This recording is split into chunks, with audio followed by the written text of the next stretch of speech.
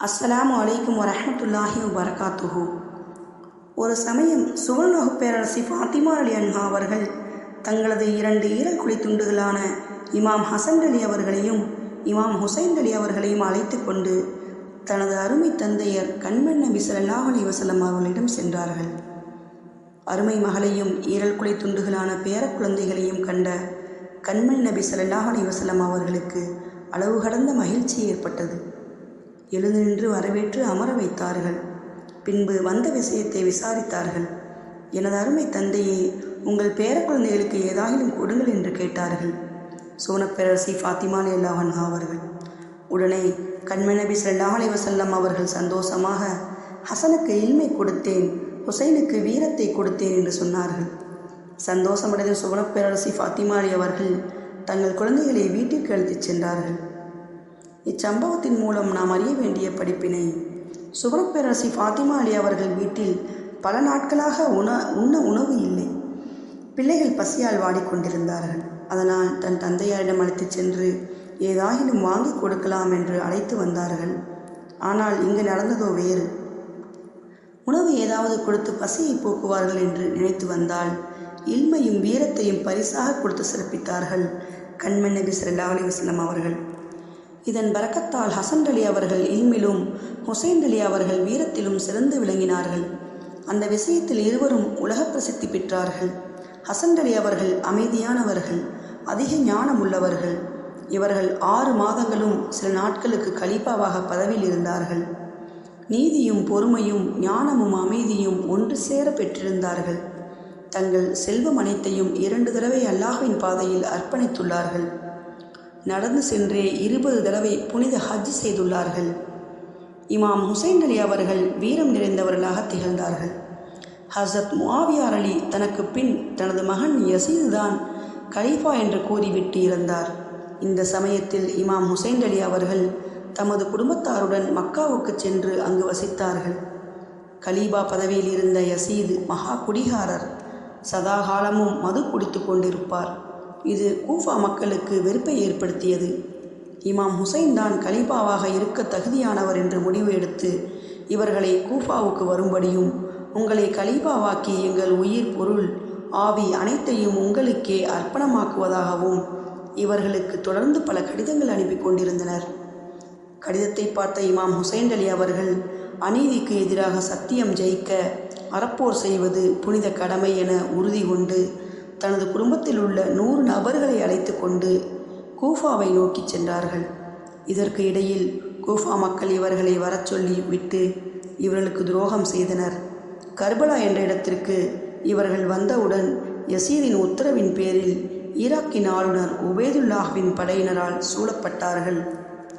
யசீதின் கிலாஃபத்தை ஏற்றுக்கொள்ளும்படியும் வற்புறுத்தினார்கள். யசீதை கலீஃபாவாக அவருக்கு பையத் செய்யும்படி கடுமையாக வற்புறுத்தினார்கள். அதற்கு இவர்கள், அசத்தியம் வளர நான் அனுமதிக்க மாட்டேன் என்று வீரமாக பேசினார்கள்.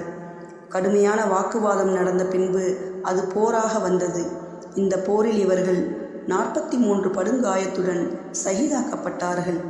இவர்களின் குடும்பத்தினரில் 72 பேர் இந்த போரில் ஷஹீதாக்கப்பட்டார்கள்.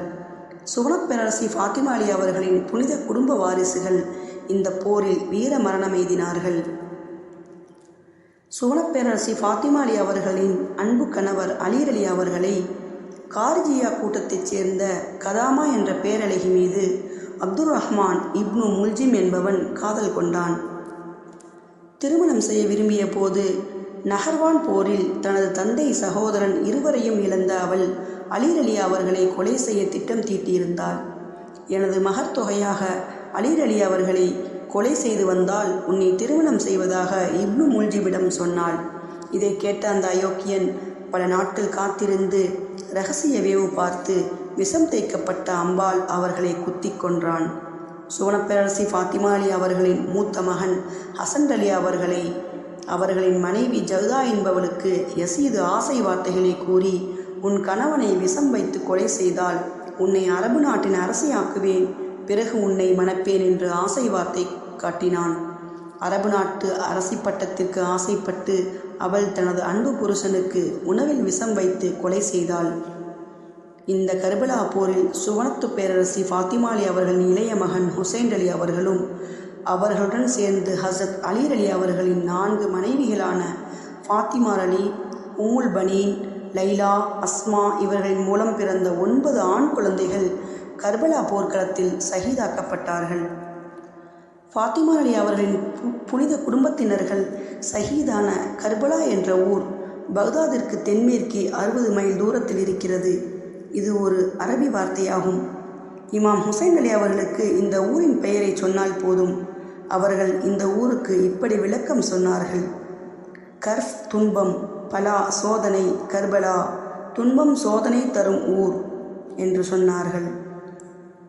நமது உயிரினும் மேலான கண்மணி நபி ஸல்லல்லாஹு அலைஹி வஸல்லம் அவர்கள் பெற்றெடுத்த ஈரல் குடை துண்டு சுவனப் பேரரசி ஃபாத்திமா அலி அவர்களின் ஈரல் குடை துண்டான இமாம் ஹுசைன் அலி மற்றும் அவர்களின் புனித குடும்பத்தினரை கர்பலா களத்தில் ஷஹீதாக்கிய அந்த யசீதின் கூட்டத்தினர் அனைத்து சுகதாக்களுடைய கண்ணியமிகு தலைகளையும் எடுத்துக்கொண்டு கூஃபாவில் இருந்து சாம் நோக்கி சென்று கொண்டிருந்த சமயம் முதல் மஞ்சிலில் தங்கியிருந்த போது அருகில் இருந்த சுவர் ஒன்று திடீரென்று பிளந்தது.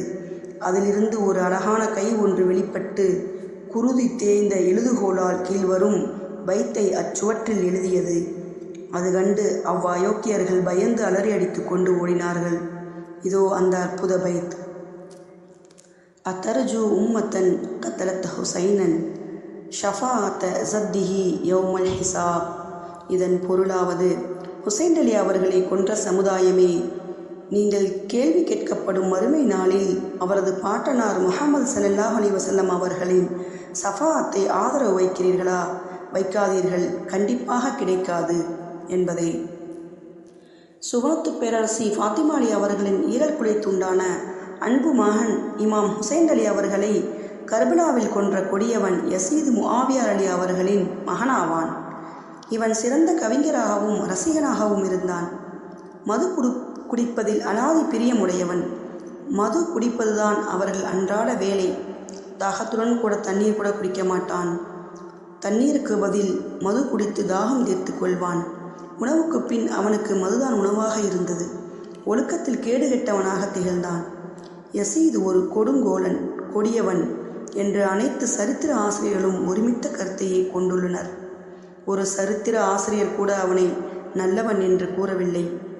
அவன் கவிஞனாக இருந்தால் அரபி இலக்கியத்தில் அவனுக்கு ஒரு இடம் கொடுக்கப்பட்டுள்ளது. ஆனால் இஸ்லாமிய ஒழுக்க வரலாற்றில் அறவே இடமில்லை. யசீது 3 ஆண்டுகளுக்கு மட்டுமே ஆட்சி செய்தான். அந்த 3 ஆண்டில் 3 மாபெரும் பாவங்களை செய்தான். முதலாம் ஆண்டில் நமது உயிரினும் மேலான கண்மணி நபி ஸல்லல்லாஹு அலைஹி வஸல்லம் அவர்களின் பரிசுத்த குடும்பத்தினர்களான அஹ்லே பைத்துகளை கர்பலாவில் கொன்று குவித்தான். 2ஆம் ஆண்டில் கண்மணி நபி ஸல்லல்லாஹு அலைஹி வஸல்லம் அவர்களின் புனித உடலை சுமந்து இருக்கும் புனிதமிகு நகரமான மதீனாவை கேவலப்படுத்தினான். மதீனாவை முற்றுகையிட்ட போது மஸ்ஜித் நபவி பள்ளிக்கு சென்று தனது கேவலமான குதிரையை மஸ்ஜித் நபவியின் புனித தூணில் கட்டி வைத்தான்.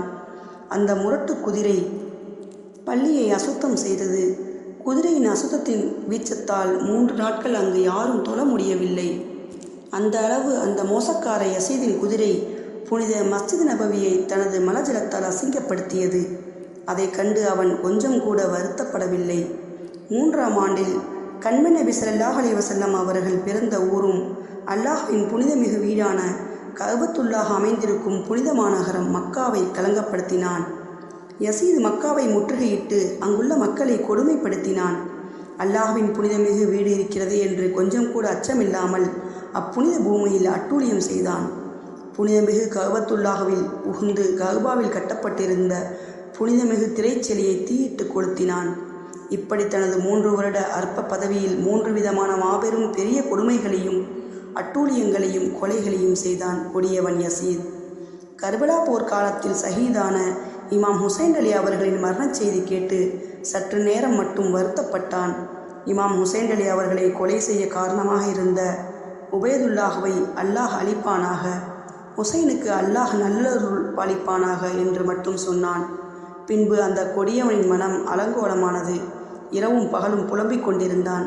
கர்பலாவில் நான் இருந்தால் நிச்சயமாக ஹுசைனை கொண்டிருக்க மாட்டேன். ஹுசைனுக்கு அல்லாஹ் ரஹமத் செய்வானாக என்று புலம்பிக் கொண்டிருந்தான். தான் செய்தது பெரிய குற்றம் என்பதை முதலில் உணராத அவன் பிறகு பெரும் குற்றம் செய்துவிட்டோம் என்று கொஞ்சம்